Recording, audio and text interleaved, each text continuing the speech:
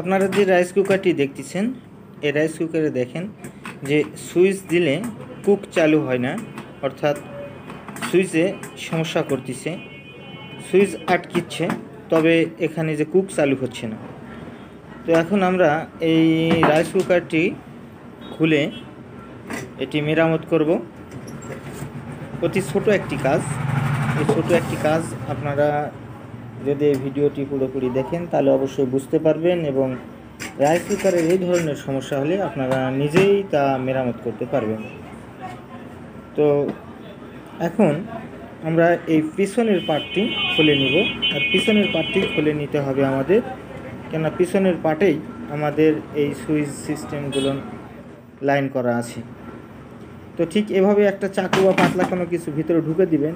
ওই নাট খুলে নেওয়ার পর দিয়ে চাপ দিলে পরে তলাটা খুলে আসবে। দেখেন সুন্দরভাবে খুলে গেছে। এখন আমি আপনাদের যেটি দেখাচ্ছি, এই যে এটা হচ্ছে সুইচিং, এটি হচ্ছে রাইস কুকারের তলা, বা এখানে মেশিন আছে তলা খুলে মেশিন বের করতে। এই যে এখন সুইচটি দেখতে পাচ্ছেন, এই যে সুইচ, এখানে এই সুইচের দুই প্রান্ত একটা যেখানে হচ্ছে সুইচিং হচ্ছে সেখানে কার্বন তৈরি হয়েছে, অর্থাৎ মরিচা বা কার্বন যাকে বলা হয়, মরিচা ধরার মতন বা ময়লা জমে গেছে। তো এই কারণে এখানে এটা কাজ করছে না। তো আমার হাতে দেখতেছেন যে এটা হচ্ছে একটা সিরিজ কাগজ, যে লোহা বা কোনো কিছু ঘষাঘষি করে মানে ময়লা জং তোলার জন্য যে সিরিজ কাগজটি থাকে, সেই সিরিজ কাগজটি আমরা কেটে নিলাম, এবং এই যে সুইচ আছে সুইচের দুই মাথার দিকে আমরা এই সিরিজ দিয়ে ঘষে দিব। কিভাবে ঘষে দিব সেটিও দেখাচ্ছি আমি আপনাদের।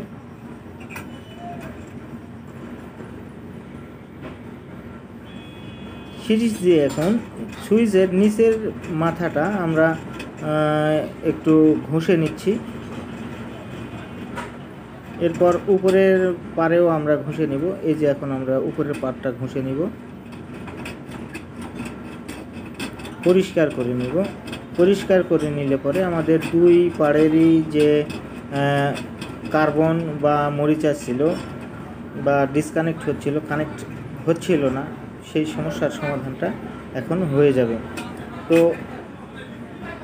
এই কাজটি আপনারা নিজেরাই করতে পারবেন। এখন দেখেন কত সুন্দরভাবে ওটা পরিষ্কার হয়ে গেছে। এখন আমরা যদি এখানে সুইচিং করি তাহলে অবশ্যই কানেকশান হবে।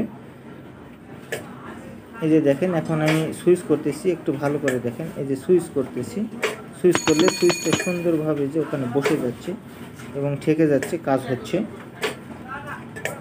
তো আপনারা ঠিক এভাবে একটি রাইস কুকার মেরামত করতে পারেন, এতে কোনো সমস্যা নাই। আমরা এই যে তলাটি লাগিয়ে এনে সেট করতেছি, সেট করা হয়ে গেলে এখন আমরা হচ্ছে যে এটিতে লাইন দিয়ে দেখব। তো এখন আমাদের সেট করা হয়ে গেছে। আমরা এখন রাইস কুকারের ভিতরে পানি দিয়ে নিচ্ছি একটু, কেননা হিট হলে পরে আমরা বুঝতে পারবো পানিটি হিট হচ্ছে। তো এই জন্য এই যে আমরা এসি প্লাগটি লাগিয়ে নিলাম। এসি প্লাগ লাগানো হয়ে গেলে আমরা এখন বিদ্যুতের লাইন দিব। এই যে বিদ্যুতের লাইন দেওয়া হয়ে গেছে। এই যে দেখেন আমাদের কারি কুকারটা চালু হয়ে গেছে।